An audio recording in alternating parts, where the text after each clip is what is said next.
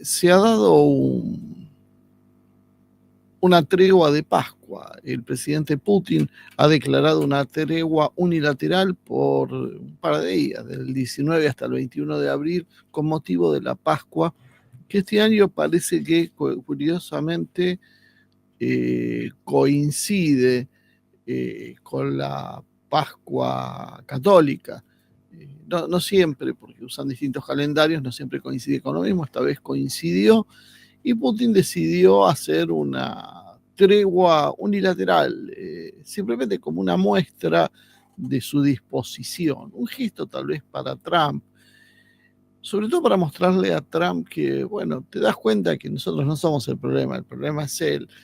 Putin está tratando de allanarle a Trump el camino de salida.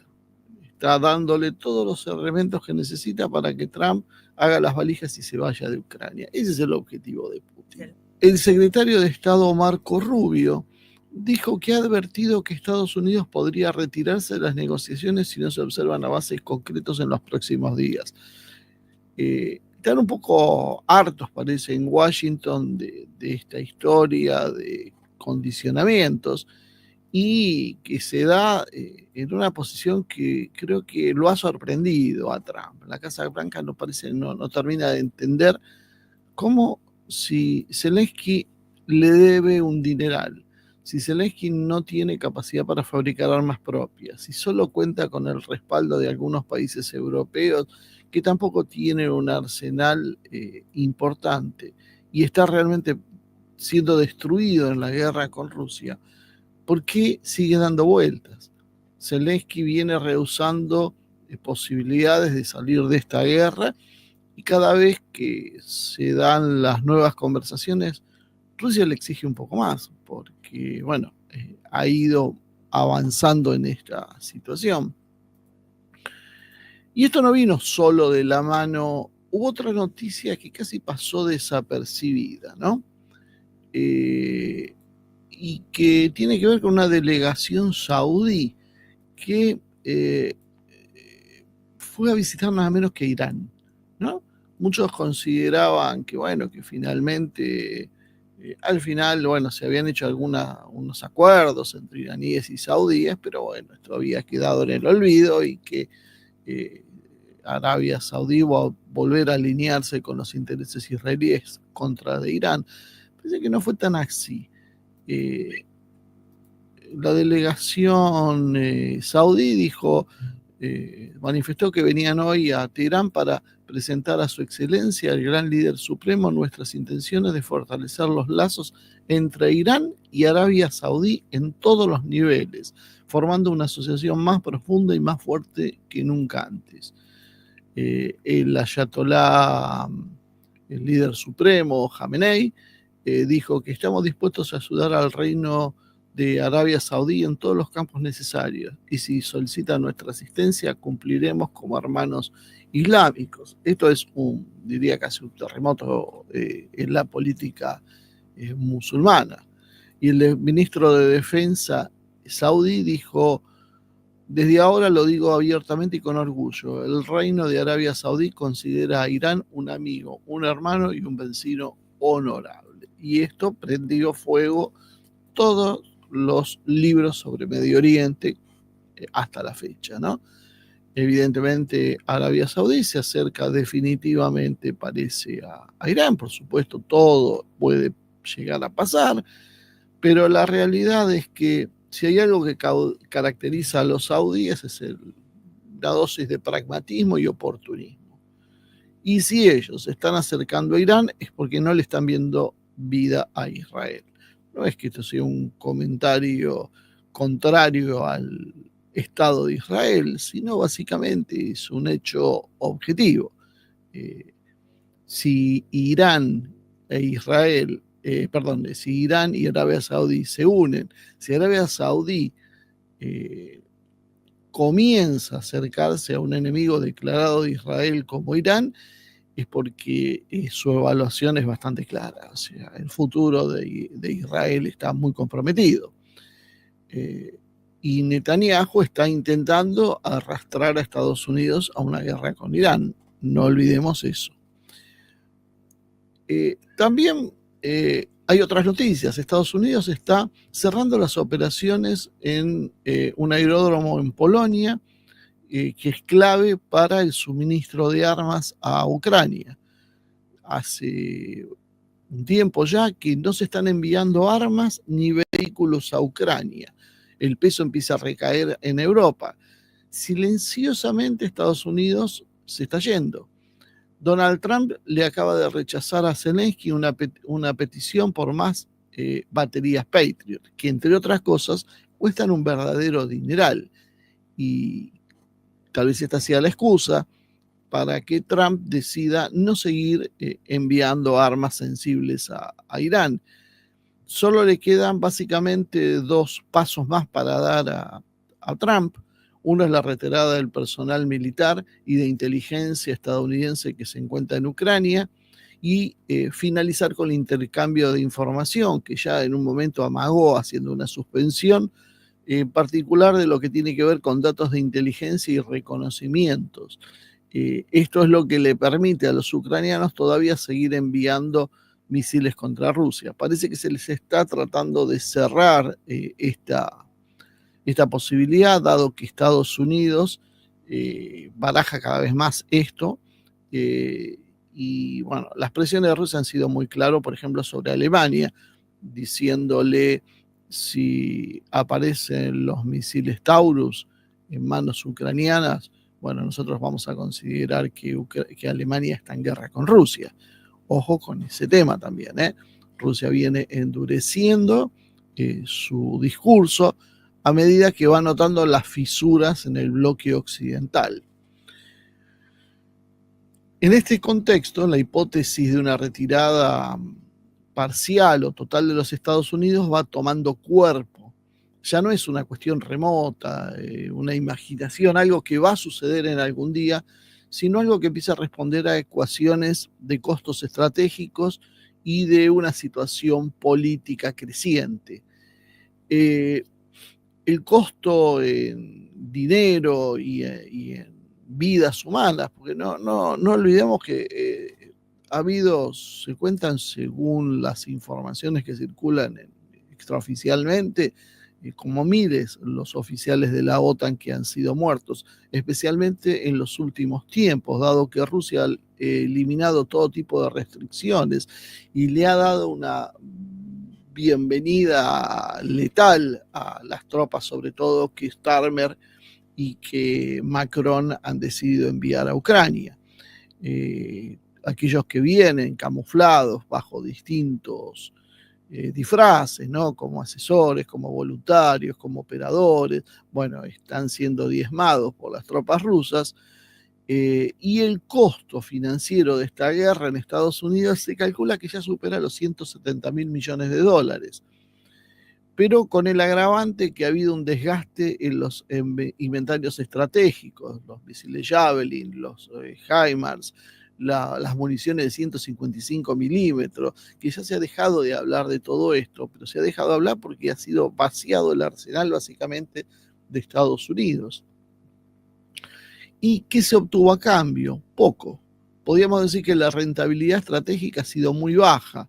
Estados Unidos considera apostar a algo que le va a dar un rédito.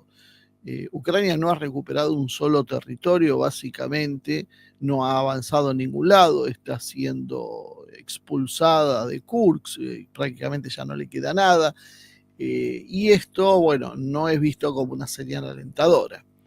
Por otro lado, hay una polarización cada vez más fuerte dentro de Estados Unidos y emergió con fuerza una polarización donde la facción trumpista, podríamos decir, favorece una salida de este conflicto de una buena vez.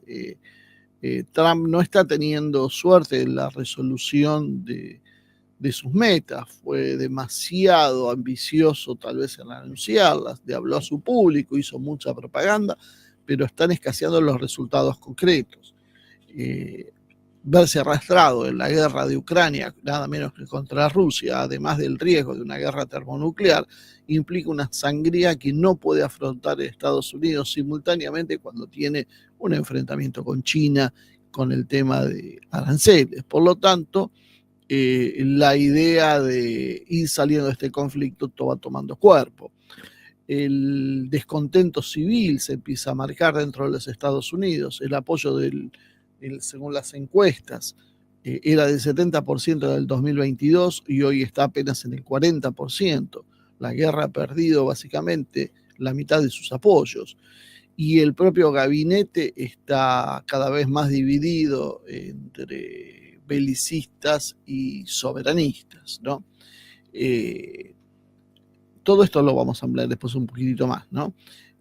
También hay una tensión con Europa que crece, hay una frustración con la OTAN, discrepancias sobre las cargas militares, sobre quién paga la cuenta, sobre las decisiones políticas claves, como si enviar o no los misiles Taurus. Es visible la desunión europea, donde Hungría, Eslovaquia, Austria se van separando cada vez más del belicismo de algún sector. Las negociaciones paralelas que se dan en curso tampoco ayudan. No se mueve como un bloque occidente, ni siquiera los Estados Unidos. La tregua ortodoxa que mencionamos y el movimiento diplomático de Witkoff sugieren que hay un escenario de salida diplomática ya en fase de exploración. Hay un preacuerdo por minerales que podría ser una especie de premio o consuelo para que Estados Unidos decidiera irse de Ucrania. Vamos a ver cómo acepta Rusia esto. Es probable, una hipótesis, es que Rusia decida venderle a Estados Unidos los minerales que necesita. No entregárselos, no regalárselos, no una compensación, sino vendérselo como un acuerdo comercial, porque dado que ese acuerdo que está firmando con Ucrania está en tierras rusas. Y para Estados Unidos creo que no es el principal problema obtener esos minerales comprándolos. El problema es tener los minerales, porque China evidentemente hoy no es el recurso que podía utilizar Estados Unidos. Entonces una posibilidad para Rusia sería venderle esos minerales, pero esto sería solo en el marco de un acuerdo general que, entre otras cosas, tendría que hacer desaparecer las sanciones que pesan sobre Rusia. Por lo tanto, es posible entonces que veamos un retiro parcial de las tropas estadounidenses. Ya estamos viendo un congelamiento de las entregas militares y estas palabras de Rubio son ambiguas, no sabemos qué significa que se va a retirar, qué va a hacer, se va a retirar del acuerdo y entonces va a meterse de lleno a la guerra o se va a retirar del acuerdo, va a decir, miren, si no se ponen de acuerdo, yo magia no puedo hacer, me voy, arréglense ustedes con los europeos que son los que alientan esta guerra. También estamos viendo una retención del apoyo económico. Se le ha cortado el financiamiento a Zelensky para entregarle dinero desde parte por lo menos de los Estados Unidos. Y los europeos tienen a veces algunas actuaciones patéticas, ¿no? Hemos visto cómo Katia Kallas intentó hacer un fondo de ayuda de 40.000 millones de euros para Ucrania y a duras penas llegó a 5.000. Evidentemente no hay mucha voluntad de seguir apostando a un caballo perdedor, esto es muy claro. Se apuesta a quien gana, porque esto tiene que tener un retorno. Si no va a ganar, no hay retorno, no hay sensación alguna de seguridad en esto. ¿Cuál es la gracia de apostar a esto? Y empieza a hablarse cada vez más de una Ucrania reconfigurada, un reconocimiento tácito de las pérdidas territoriales a cambio de una seguridad para la parte occidental del país. Esto por lo menos es lo que plantea Occidente. Vamos a ver si es eso o ni siquiera eso. Y algunos especulan con un pivot hacia Asia, redistribuyendo los recursos cada vez más escasos que tiene Estados Unidos en un modelo de contención hacia China. Yo creo que esto puede ser probable, pero en función más que nada de presionar a China para negociar y no tanto porque creo que seriamente Estados Unidos considere que la solución es una guerra con China. Eso sería realmente una cuota de delirio demasiado alta. Estados Unidos en realidad se encuentra en una fase crítica de una evaluación costo-beneficio. Si Rusia sigue consolidando esos avances sostenidos, y todo indica que así lo va a hacer, si Europa no consigue estabilizarse, y todo indica que cada vez se va a desestabilizar más, y si China sigue presionando desde lo comercial y monetario, como tiene todas las herramientas para hacerlo, la retirada de Estados Unidos dejaría de ser una posibilidad para transformarse en una necesidad estratégica. Estados Unidos tendría que salir desde este panorama de tensiones porque simplemente no los podría sostener. Hay una nota interesante de Peter Hanseler, que es un analista político que reside en Moscú, de origen suizo, que habla y tira algunos ítems que son interesantes para que nosotros podamos ir viendo, que tiene que ver un poco con esto, ¿no? Con el planteo básico de que la situación mundial se está volviendo cada vez más confusa y impredecible. Por lo menos creo que para la visión occidental, impredecible porque no sabemos exactamente cuál va a terminar siendo la reacción de Occidente, o sea, porque Occidente se enfrenta a un punto crucial.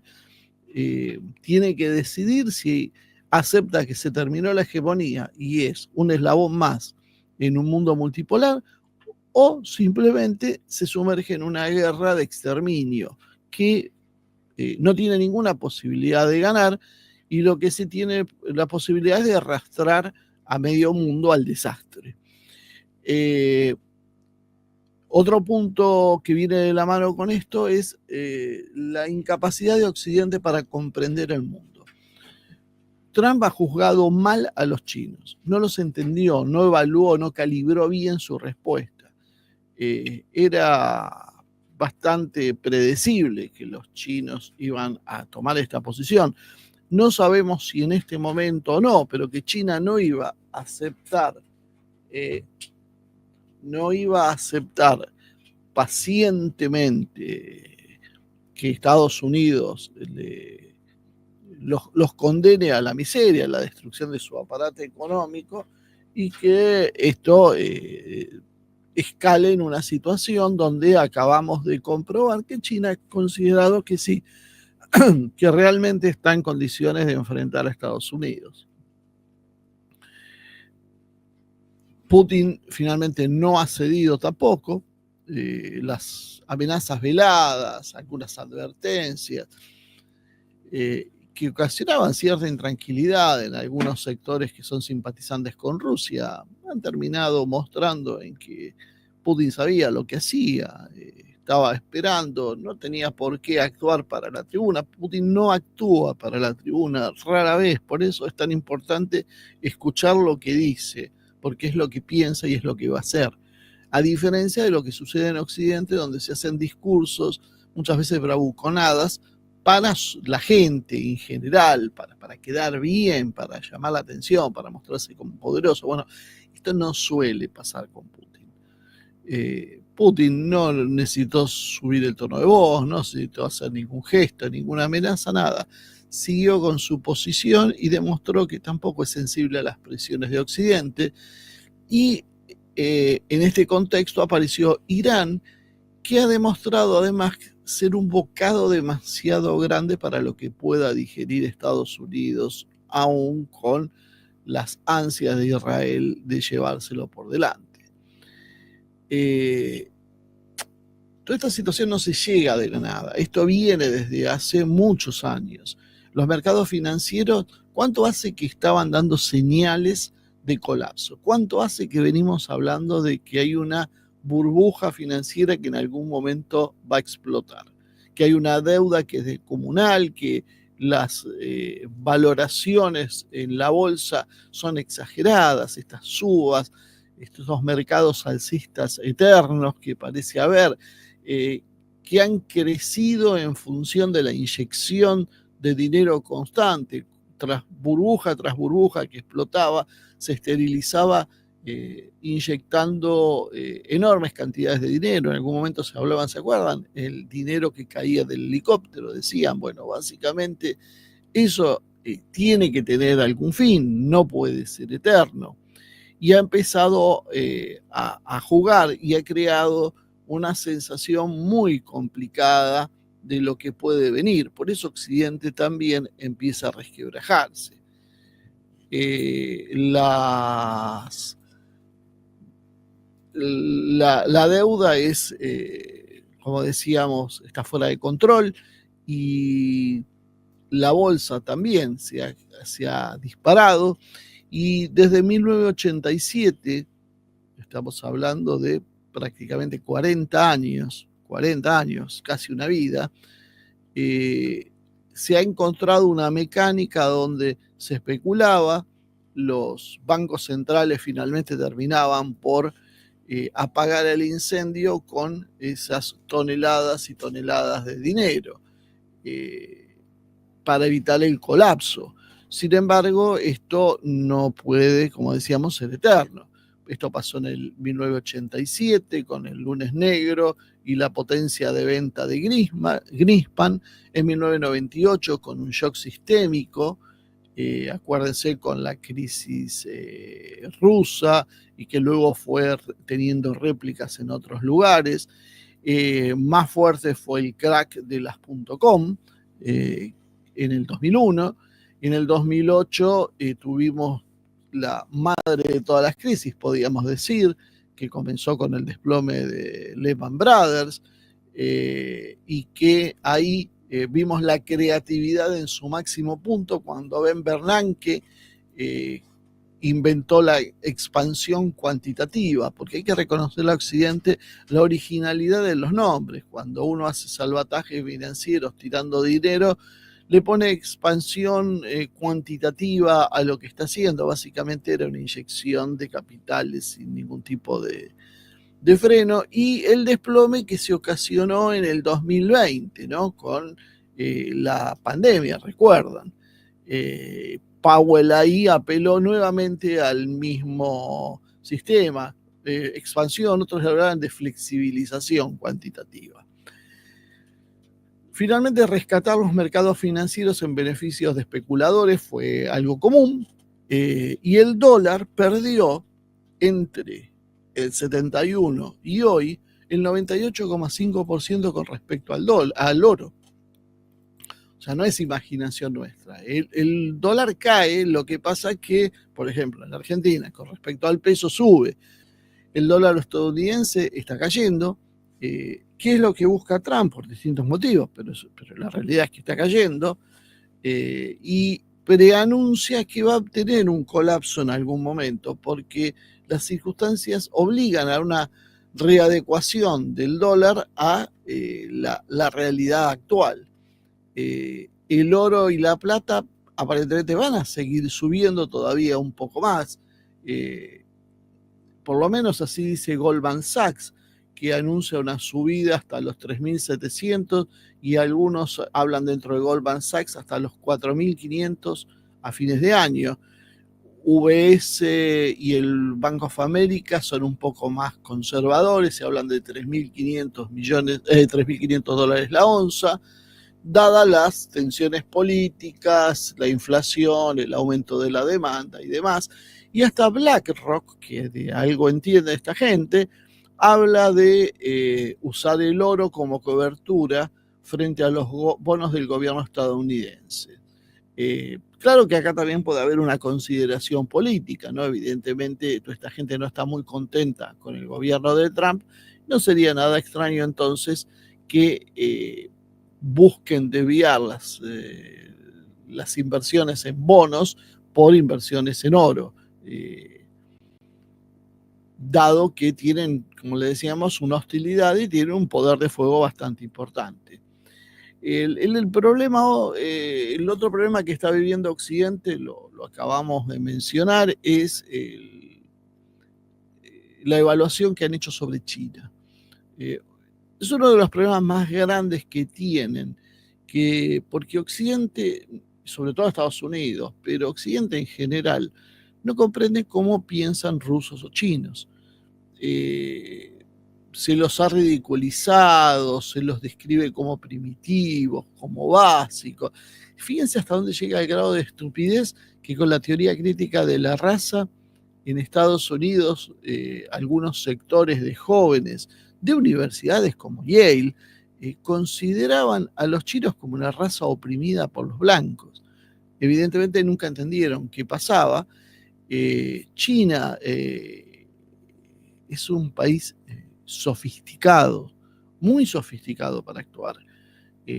Trump habla de que iba a tener a los países besándole el trasero por los acuerdos comerciales. Bueno, esto no sucedió con China. Y Vance habló de los chinos y los calificó como campesinos. Bueno, tampoco entiende el pensamiento de China. Por eso no evaluaron la respuesta china. Ellos creyeron que iba a ser como la de la India. Metemos unos aranceles enormes, nos van a llamar, nos sentamos a negociar y nos salimos con nuestra voluntad. Sin embargo, China respondió aumentando un 125% los aranceles de Estados Unidos. Y lo dejó descolocado a Trump, que finalmente tuvo que el 13 de abril dar exenciones a los celulares, computadoras y otros dispositivos electrónicos. Él mismo los tuvo que sacar de su propia política de aranceles, porque evidentemente no lo podía soportar, porque Estados Unidos no fabrica celulares y porque no los puede fabricar. Y la gente se compra un iPhone y piensa que es estadounidense, pero en realidad está comprando un producto chino, fabricado en China, con tecnologías de producción china, y que según algunos cálculos, si se fabricaría en Estados Unidos, si conseguirían los Estados Unidos poder producir un iPhone, saldría como mínimo $30.000. Algunos arriesgaban hasta $100.000 un iPhone. Evidentemente es inviable esa posición y Trump tuvo que dar marcha atrás. China, además, no depende del mercado estadounidense. China dependía del mercado estadounidense cuando estaba despegando económicamente. Pero los problemas y las presiones sobre China, el pivote hacia Asia, que nosotros acá nos enteramos, imagínense que en Beijing fue leído rápidamente. Si eso lo hizo Obama en el 2015, hace 10 años, los chinos no estuvieron 10 años diciendo, bueno, Estados Unidos un día nos va a cortar la cabeza. Los chinos fueron diversificando sus exportaciones, fueron ampliando su mercado interno y hoy Estados Unidos no consume el 50% de la producción china. Estados Unidos apenas consume el 15% de las exportaciones chinas. Es un número importante, por supuesto que lo es, pero no es el colapso de China. Aun si Estados Unidos no le compra a China, China va a sentir un golpe y después va a reubicar esas exportaciones en otros mercados. No es tanto el 15% para que colapse el país. China tiene 5.000 años de historia. La verdad es que Estados Unidos tiene 250 años de historia. ¿Alguien cree que China es la primera vez que enfrenta un poder extranjero? China ha pasado por todo, ha visto todo tipo de imperios más grandes y poderosos que el de Estados Unidos, oficialmente, imperios más salvajes, imperios más violentos, todos han subido y han terminado bajando. Y China sigue ahí. ¿Por qué Estados Unidos sería la excepción? Eso es lo que se plantean los chinos. Si no se entiende esta mentalidad, no se entiende qué es lo que está pasando. Los chinos existían mucho antes que cualquier país de Europa. Los chinos existían mucho antes que cualquier país de América. Los chinos solo podían rivalizar con el antiguo Egipto. Y Occidente esto no lo considera y cree que la historia ha comenzado del siglo XVIII y que Estados Unidos es el dueño del mundo y que el dólar va a ser para siempre. Y los chinos esta película la vieron 20 veces. Por lo tanto, los chinos han visto muchos imperios pasar y no los está impresionando lo que hace Estados Unidos.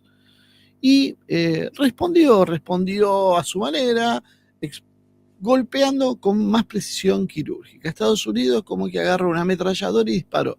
Y China agarró el fusil de francotirador y apuntó a donde estaba el blanco. ¿Dónde? En las tierras raras. En las tierras raras es donde China prohibió directamente la exportación y Y esto afecta toda la política de energía renovable, pero también la electrónica, las políticas de salud, las tecnologías de defensa. O sea, llega a todos lados, porque es la electrónica. La electrónica hoy está en todo. Y esta es la razón por la cual Estados Unidos tiene como prioridad las tierras raras en Ucrania. Es lo único que le está interesando ahora. Porque antes las obtenía de otros lados, pero ahora las necesita desde Ucrania. Y China es el que tiene no es que tiene las grandes reservas, tiene la capacidad de procesamiento de esas tierras. Y no estando China en el mercado, necesita obtener de algún lado. Bueno, se intenta hacer eso con Ucrania. El único problema, como decíamos, es que eso está en manos de Rusia y va a tener que negociarlo con Rusia.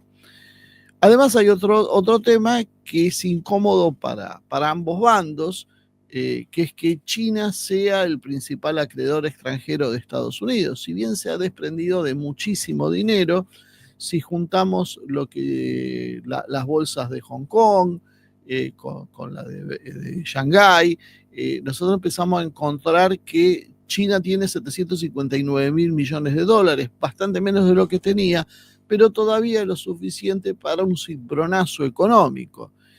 Y sobre todo lo que tienen son 3.3, serían 3,240 billones de dólares a datos de febrero del 2025, o sea, un poco más de 3 billones de dólares, 3 billones 240 mil millones de dólares en reservas de divisas.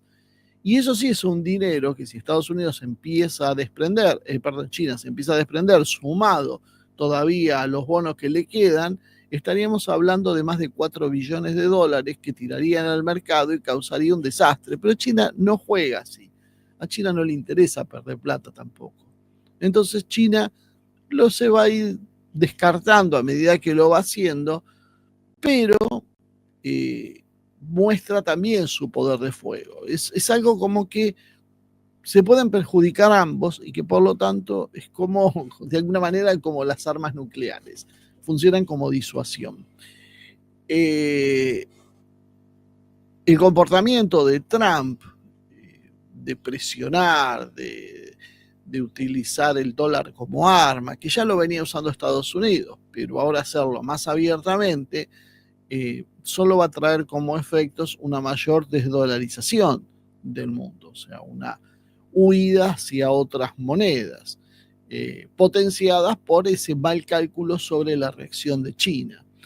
Luego también podemos mencionar en esta situación los desacuerdos políticos de la administración de Trump, sobre todo lo que tiene que ver a cómo resolver Ucrania y Medio Oriente. Están los que califican como conservadores pro-israelíes, Marco Rubio, Katie Kellogg, Michael Waltz, Pete Hegseth, Christopher Cavoli, el general, Sebastián Gorka. Y del otro lado, bueno, estos son los que están a favor de una estrategia que se asimila a la del Estado profundo. Por otro lado están los que priorizan las necesidades de Estados Unidos, entre los cuales está Trump, Vance, Witkoff y Tulsi Gabbard. Por lo tanto, bueno, esto genera una tensión interna en el gobierno de Estados Unidos que de a poco Trump va a tener que ir corrigiendo, ¿no? Algunos especulan que en realidad Trump lo está haciendo a propósito, para tener dos alas, y esto le permita tener mayor juego de cintura entre las potencias. Esto es una posibilidad. También la otra posibilidad es que Trump simplemente no controle exactamente qué es lo que está pasando. Y esto a veces se ve en la disparidad de las voces y soluciones políticas que se piensan ante determinados hechos. En lo que tiene que ver con la cuestión de Rusia, Rusia se enfrenta con Estados Unidos y va muy claramente con la idea de reestructurar totalmente las relaciones con Estados Unidos y yendo de fondo a las causas, es decir, las cuestiones de seguridad hacia Rusia. No le interesa entonces una solución rápida para la cuestión de Ucrania, porque además en la guerra la está ganando y tiene cómo seguir sosteniéndola. Por lo tanto, no solo no frenan su ofensiva, sino que la redoblan. Y algunos leen esto como básicamente una desconfianza de Rusia hacia Estados Unidos, dado que si confiaría en Trump, buscaría salir de esta guerra. Y sin embargo, Rusia no está yendo en ese sentido. Rusia además está mucho mejor parada para continuar esta guerra. Rusia ha hecho un llamado al reclutamiento que le está incorporando 1.200 reclutas diarios.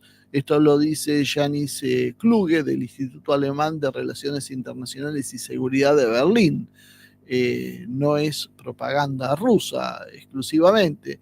Mientras que en Ucrania se promocionó un contrato de 1 año para voluntarios entre 18 y 24 años. El resultado es que fueron 500, y esto es lo que destaca la prensa.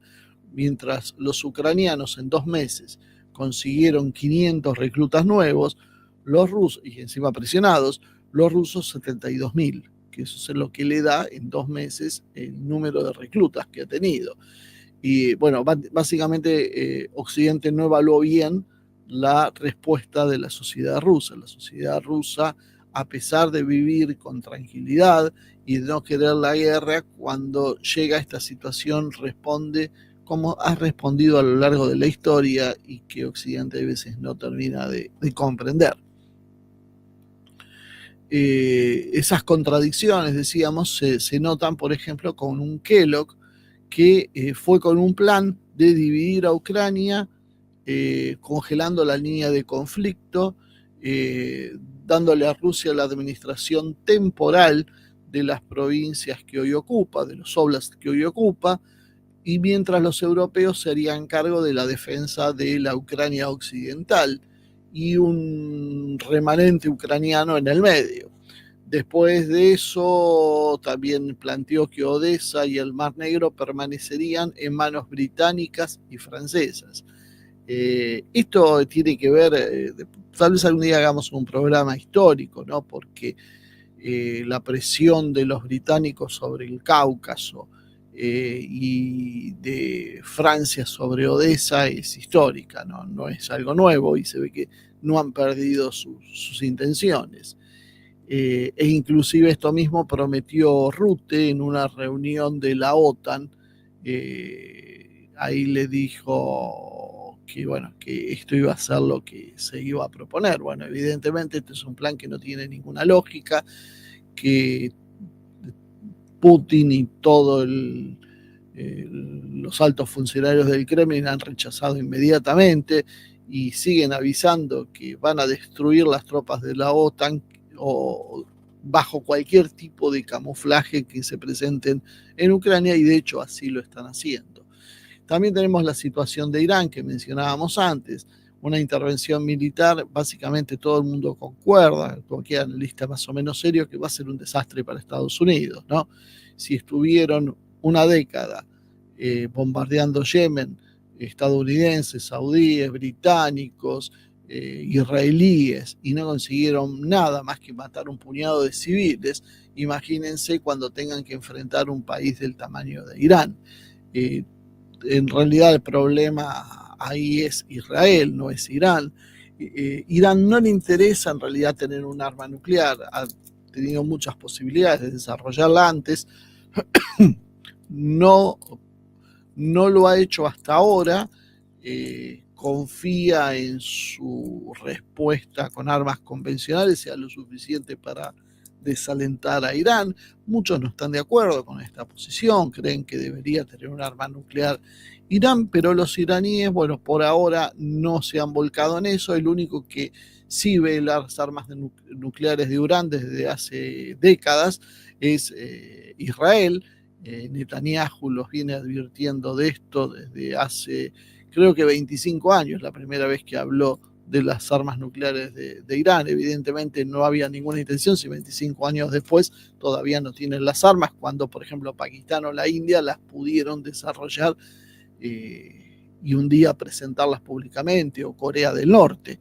Bueno, Irán ha conseguido con su política hoy ser un miembro de pleno derecho, no un miembro de los que adhieren, de los últimos, sino de pleno derecho del BRICS, está en la Organización de Cooperación de Shanghái, tiene excelentes relaciones cada vez más fluidas con Rusia y con China, que incluyen el ambiente militar.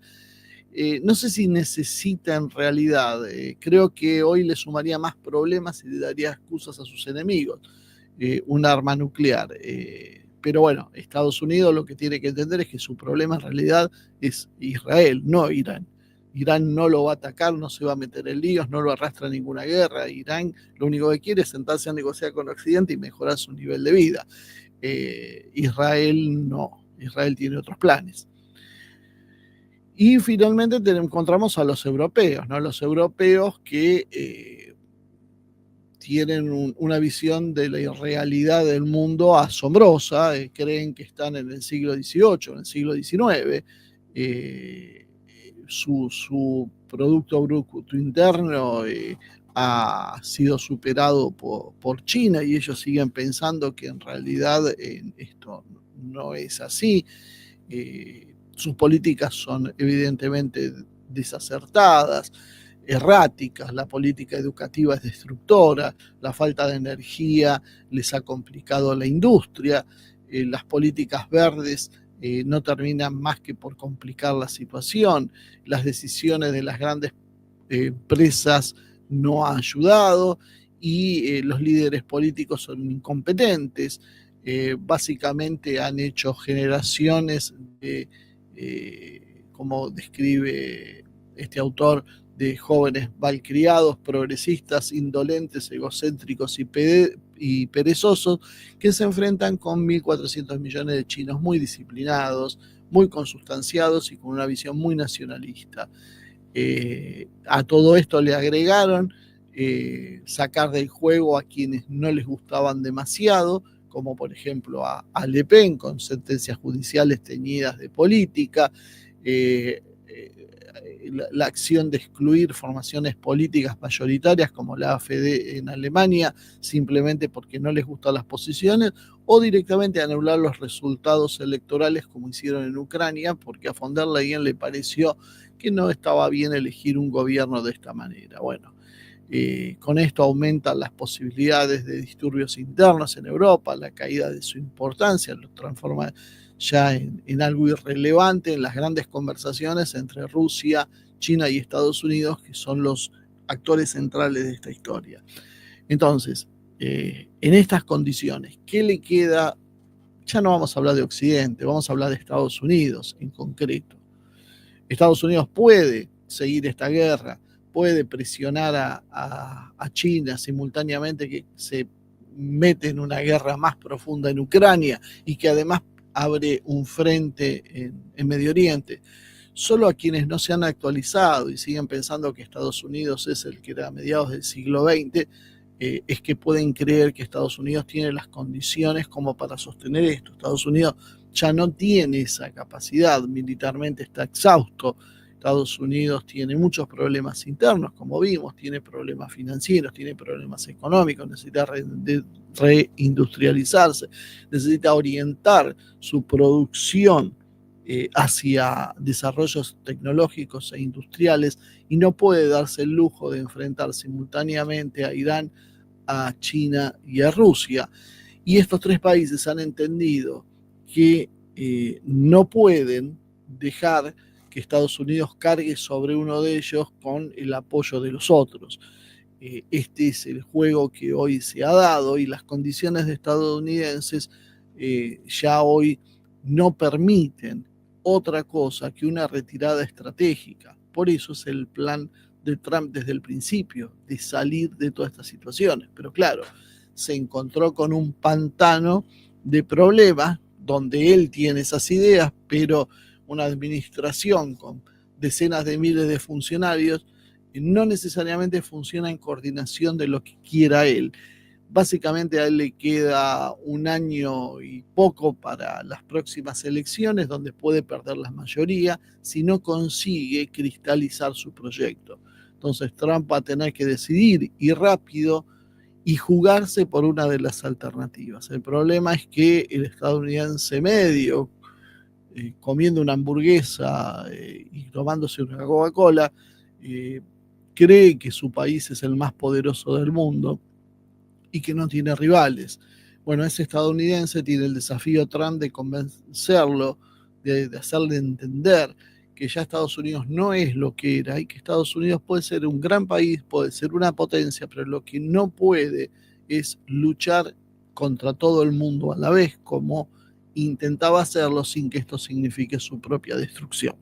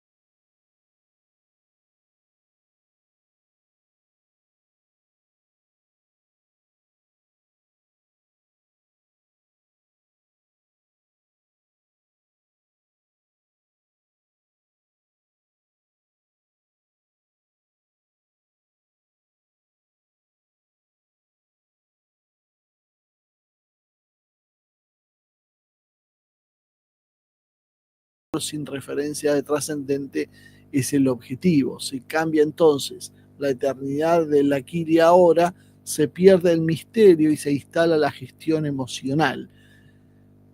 La oración se reemplaza entonces por ejercicios de mindfulness, el examen de conciencia por cuestiones de autoevaluación, el ayuno y el sacrificio por pautas de autoaceptación.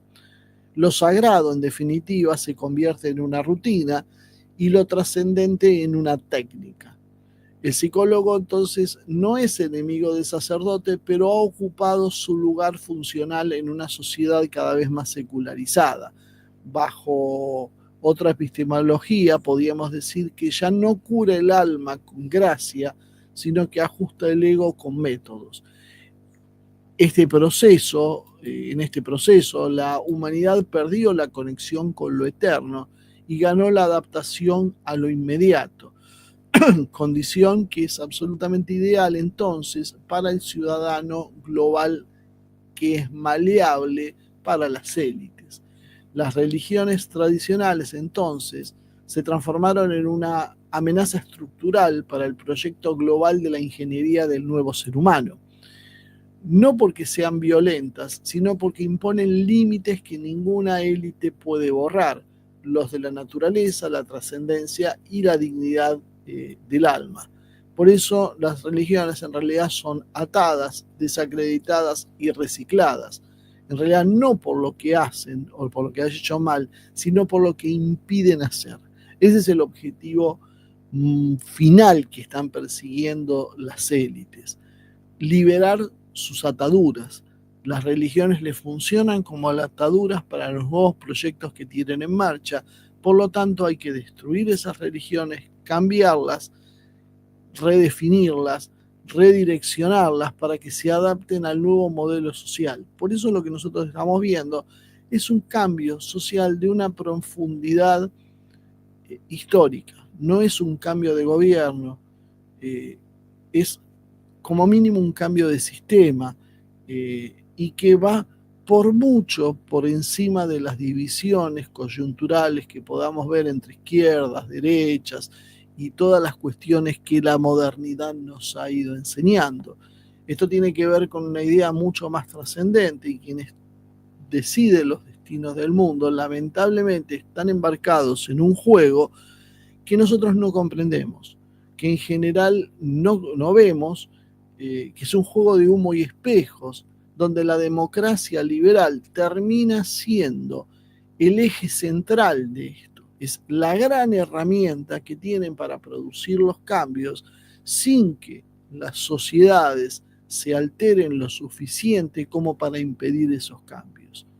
Las masas, el número, el pueblo común, no termina de comprender hacia dónde está llevado, porque la guerra también es cognitiva. Y lo más desalentador, podríamos decir, de este diagnóstico, es que todas las estructuras referenciales de poder son parte del sistema de opresión. Entonces, cambiar esto va a requerir muchísimo esfuerzo, ingenio e inteligencia.